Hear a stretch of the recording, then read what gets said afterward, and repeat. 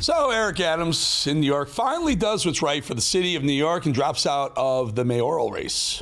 And I will keep fighting for the city no matter what, from City Hall or beyond. Drops out, leaving behind Marxist jihadist sympathizer Zohran Mamdani and, of course, Andrew Cuomo, the guy who lied about killing grandparents in New York. Let me tell you about this here, because a while ago, everyone was enjoying the weekend, right? Terrorist sympathizers gathering in an American city to plot their eventual takeover and their love for terrorist attacks that kill hundreds of people. They even featured a full-grown member of Congress. That's right, Ro Khanna was in the House, so to speak, and literally. Oh, and in case you were wondering, this America-hating woman is still in Congress, too.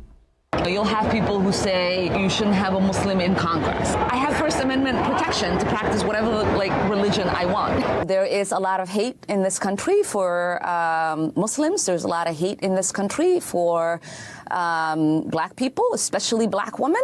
And there is a lot of hate, severe hate for immigrants. And so I fit them all. CARE was founded after 9/11. Because they recognize that some people did something.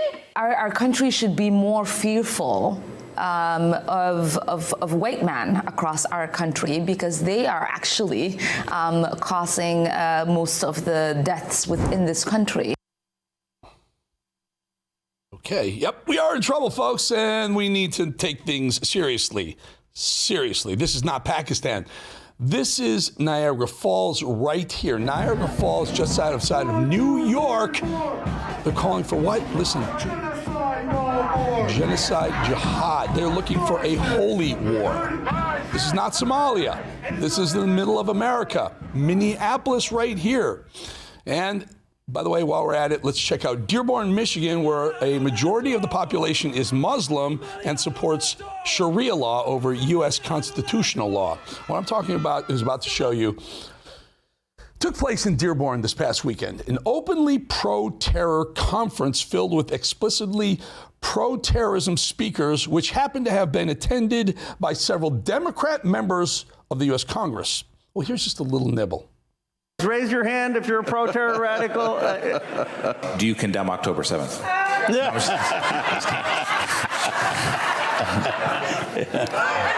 I condemn Israel and the United States and all oppressions and imperial wars. That's what I'm talking about. Very good. That was an easy answer. And I never ever condemn Palestinian resistance and anyone resistance around the world. Those who are here and who also are around the world, write it up.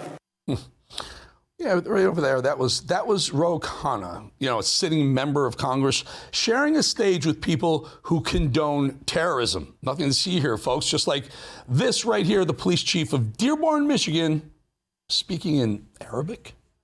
When I joined the department, Dearborn's Arab American population was nearly 50%. Yet less than 3% of our police. It's now a department that reflects and embraces the community it serves, with 45% of our officers being Arab American. Alhamdulillah. Alhamdulillah. I'm proud to serve as your chief of police.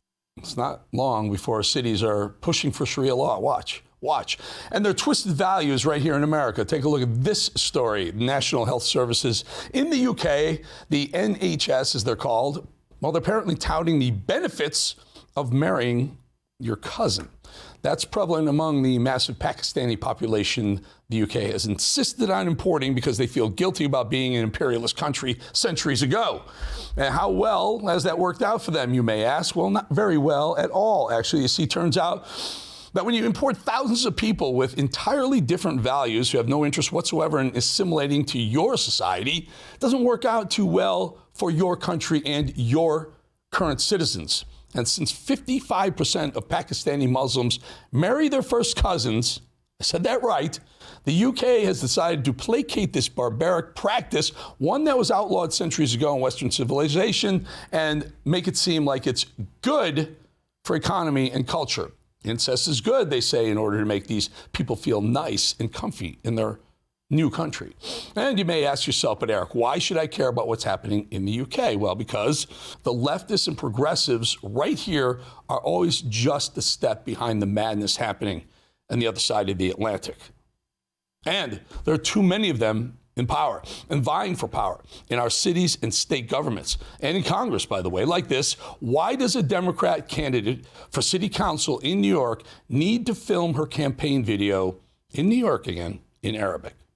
السلام عليكم أنا اسمي كيلا وأنا مرشحة لمجلس مدينة نيويورك في بيريدج، كوني آيلاند، سيجيت وجزء من باث بيتش ودايكر هايتس. خدمة المجتمع العربي والإسلامي لأكثر من 10 سنوات. Is this not America anymore? Is English not the official language? Oh, yes, it is. Am I missing something here? Minnesota mayoral candidate Omar Fattah uses this next zero English in his campaign. Listen to him. Not a word of English. resume kayga iyo waxqabadkayga alxamdulillah waxaan ka guulaysanay getting things done like tuition free college ama waxaan bilaash degnay waxbarashada sare getting Uber and Lyft drivers. I mean, why even speak English in America, right? And the frontrunner in the New York City mayoral race not only wants to spend $100 million more on legal fees for illegals, but also condones a terrorist organization. Some New Yorkers say that they don't hear you as often condemn Hamas or talk about bringing the hostages home. So today, do you agree with Mr. Netanyahu's statement that Hamas is a terror organization that needs to be destroyed? And if you could speak the way he did on loudspeakers today to the 20 living hostages, what would your message be? You know, I am not going to echo the words of Benjamin Netanyahu. I can, however, share my own words and say them right here, which is that my politics is built on a universality, and I can think of no better illustration of that than from the words of the hostage families themselves. Everyone for everyone. Using the words of hostage families against them, how Hamasi of you. That's the frontrunner in the New York City mayoral race, everybody, by a lot, too. We need to stop believing that this isn't a problem for America, because it absolutely is. Don't let anyone tell you that these people can align themselves with our values. They don't. They cannot. They don't want to. They do not, and they will not. Yet another warning. Pretty soon, warnings will no longer be enough. They're here. They're gaining power. They're grasping for more. But it's time to put a stop to it right now.